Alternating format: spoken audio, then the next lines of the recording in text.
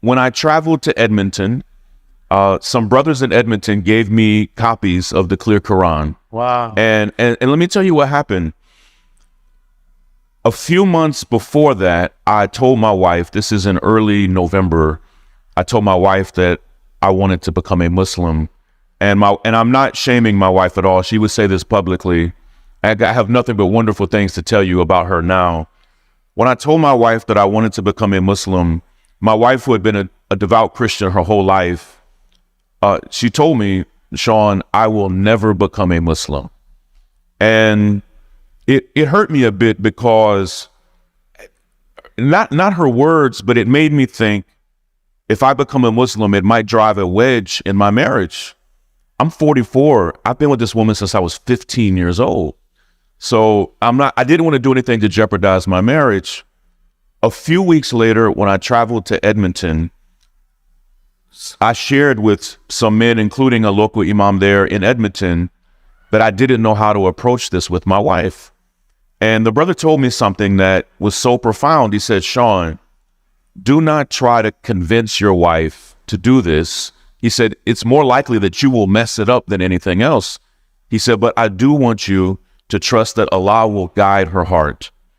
When I got home from Edmonton, this is in early January, just not that long ago, I laid both of those copies of the Quran on my dresser, not because I was like low-key wanting my wife to find them. I just didn't want them to get bent up in my suitcase. And I was so exhausted from traveling that I went to bed like at 8 p.m. When I woke up almost 12 hours later, my wife had grabbed one of those copies. She's a professor, a doctor. Yes. She had already, through the night, she had already read almost half of the Quran. Subhanallah. And when I woke up, my wife said to me something that was so shocking. She said, Sean, I think we should become Muslims. Wow. MashaAllah. It was... Round of applause. Go ahead. Bismillah. It would be as shocking as you telling me in a few hours, Sean, I think I'm going to become a Christian. When I heard my wife say it, it sounds funny, but my first thought was, who is this woman and where is my wife? Who are you? Who is this imposter in my bedroom? Who is this person in my bed that looks like my wife and sounds like my wife, but now says she wants to become a Muslim? And there's a powerful lesson there. Like most Americans, most of what my wife knew about Islam, she learned from places that you don't want to learn about Islam. If what you know about the Prophet Muhammad, peace be upon him, you learned from the news, if you learned it from movies, if you learned it from social media, it will be misinformation.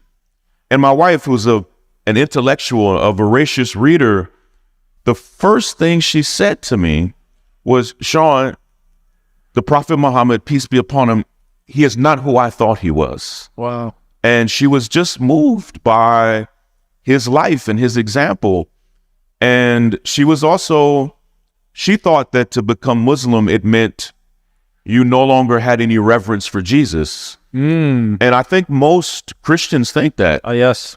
And it was actually quite the opposite. And when she saw that to be a Muslim still meant to have nothing but reverence and love for the Prophet Jesus, it changed her. And for the next 6 weeks, she and I were on a really beautiful private journey that we didn't talk about publicly, of just saying, what would it look like for us to make this big move in our lives? And so 3 weeks ago today, the Sunday before Ramadan, we took our Shahada, and it's been beautiful, man. For the past 6 months of this horrific genocide, I have been able to study up close, not just through videos. I have hundreds and hundreds of friends in Gaza, in the West Bank, and to see them experiencing what they're experiencing, you can't separate their survival from their faith. And I started seeing on October 8th, October 9th, October 10th, men and women in Gaza speak of how essential their faith was to them in the worst circumstances you could ever imagine. I started seeing men and women, fathers, mothers, grandparents, husbands, wives, children lose everything. I saw a video that haunted me. A woman, this was in just late October. This had only been going on for a couple of weeks. She had a garbage bag it was like a bloody garbage bag. And she said this was all that was left of her grandchildren. And in that moment, she was staring right at the camera and continued to speak about her faith and how if anyone who did this to her family thought it was going to cause her to lose faith, that they did not understand her faith. And I remember, I don't know her name, and I've never seen her since. I pray to Allah that she is still alive. I mean, I would love to tell her the impact that she had on me in that moment. Wow. But I saw that story over and over and over again. Palestinians in the single most dangerous place on the planet never curse Allah. They may say, why have leaders forsaken us? They may say, why are more people not helping us? But I never heard a single Palestinian say, why has Allah abandoned us? Instead, you will hear them say, in spite of what it looks like, we actually believe that this is the will of Allah for us.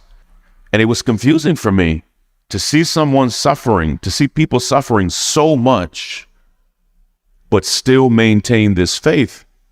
And I traveled to Dallas to do an event with Sheikh Omar in late November.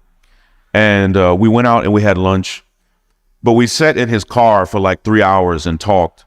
And I told him, I said, man, I don't know if what I'm feeling is that I want to be like Palestinians or that I want to be a Muslim. And he said, Sean, he said, what you don't understand is that what you're seeing that you love in Palestinians is Islam. He said, Sean, what you see there is their faith. And he said, the resilience you see, it may be particularly unique to Palestinians, but he said, you can't separate it from their faith. And that was a pivotal conversation for me where I said, you know, out loud to him and to others, this is what I want.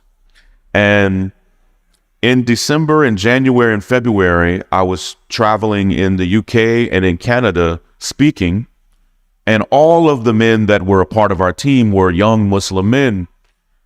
And I started to feel, so they would pray 5 times a day, and as they would pray, I would just watch. They would go to Jummah prayer and they would leave me in the car. And I started thinking, like, I'm not supposed to be in the car. I'm supposed to be with them. Yeah, 100%. And it eventually got to the point where I told them after I think we may have been in Montreal, and I told them, like, I won't be in the car for any more times that you pray. I have to go with you. And so then I felt that it was urgent for me to make this change in my life. And so it's been beautiful. It's only been 3 weeks, but it feels like so much longer.